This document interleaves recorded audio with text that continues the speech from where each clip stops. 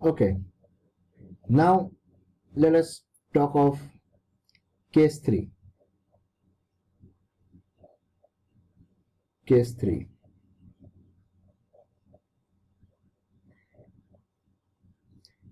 In this case, what we are going to do, the object on inclined plane is pulled down by applying an external force.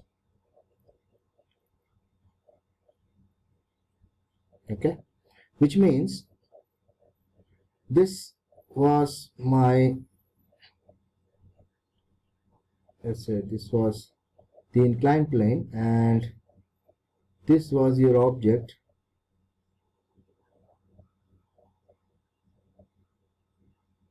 This time we are having,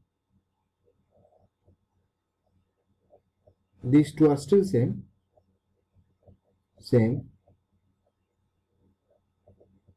So there is an external force F. This is external force. This is as usual normal reaction. This is your force of friction. This is your W cos theta. This is your W sin theta. W sin theta. Okay, look at the friction and this force. You are having two forces which are acting downwards. So there are two forces. There are two forces acting downwards. Hence, both vectors can be added.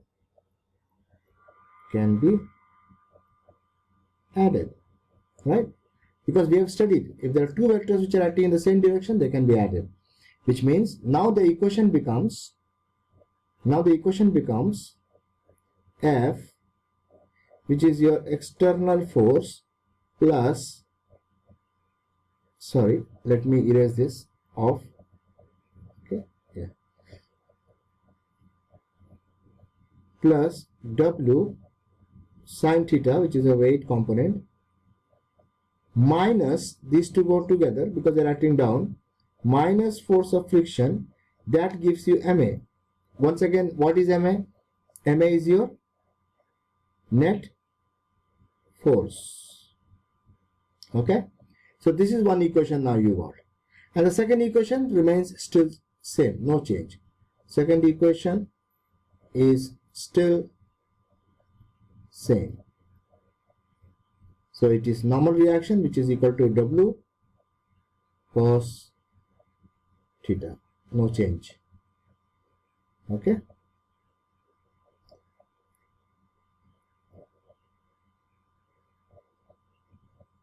let's say another question. Let me put a question which you can then think and answer later.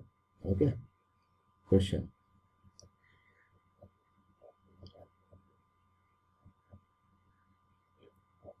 If the angle theta is increased, how would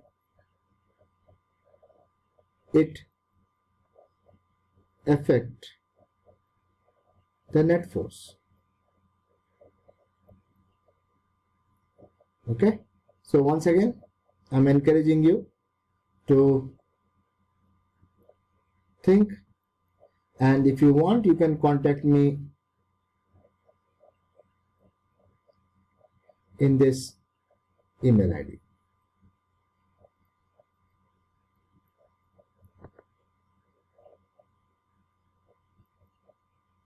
Okay, and remember, these notes will also be available. These notes are also available on my website, which is www.royphysics.netau.net. Okay, let's go for the next question. Next case, I'm sorry. So this was one example of your inclined plane. We will now change this inclined plane to a little different condition. Okay, so I'm going to the next page here in the Word. Okay, let's say another example now.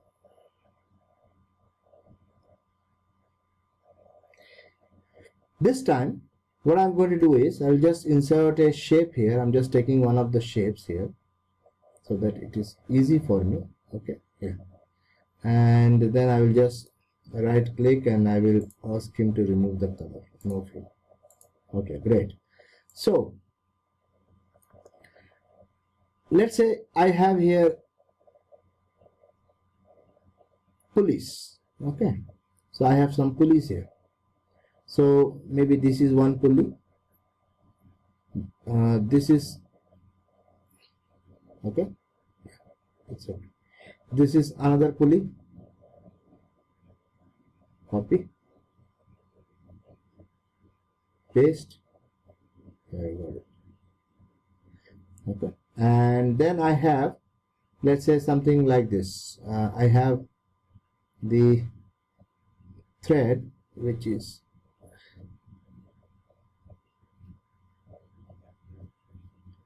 okay, so it goes on the pulleys, and then these are all fixed with pans, and these pans have masses kept. Okay, there are some mass here, and at the center I am having another mass here. Okay, let us resolve this now. If you look very carefully, you will notice that there is a tension in the thread here. There is a tension. Okay, by the way, what is tension? Tension here means the force in a string. Force in a string. And then let us say there is another tension here. Okay, and we are not sure if both the tension are same. So let's say we'll take this as T1, we'll take this as T2, and this side downward we'll have as usual the weight acting down, which is your mg. You also have few more weights here. You have one weight here which is W2, let us say, and you have another one here which is W1. Okay, now what I will do exactly is I will just draw one straight line like this. Okay, and let's say this is theta1, this is theta2. All right, so I'm going to start now solving. Okay, this T1 I'm going to resolve using theta1 on this side. If I resolve that, then what am I going to get there?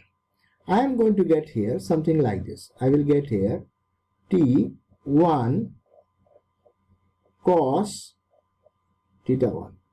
Okay, if I use T2 here, what am I going to get here? I will get T2 cos theta2, right? Then I am also going to get something here, and I am going to get something here. What am I going to get here then? I will get here, this side, I will get T1 sine theta1. And this side, what will I get? I will get T2 sine theta2. Now, since the system is in equilibrium,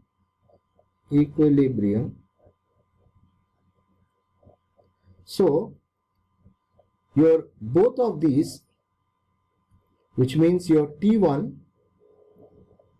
sin theta1 is equal to T2 sin theta2. Okay, that's the equation number 1. Looking at the second equation here, both the vectors are acting up, see, whereas you have the weight down, which means the weight is equal to both the components. Sorry, this is wrong. Yeah, both the components acting upward. Okay, now in this case let us solve it now and see how will it appear. So which means therefore the W, which is your weight, is equal to T1 cos theta 1 plus T2 cos theta 2. Okay, so this is one equation I am getting here. Let's say equation number 2.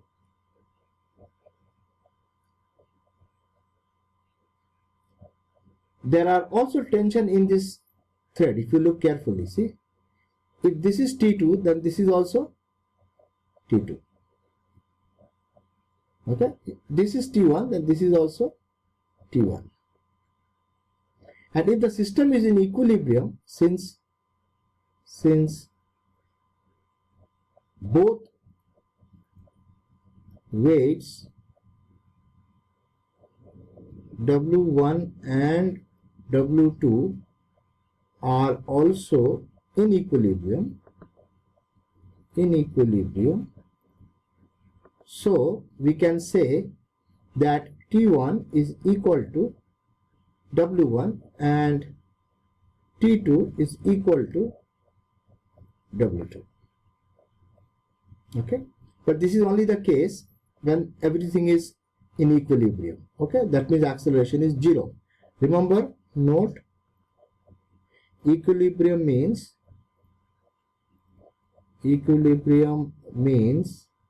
net force is 0. So when net force, which is your MA, is 0, you have two conditions.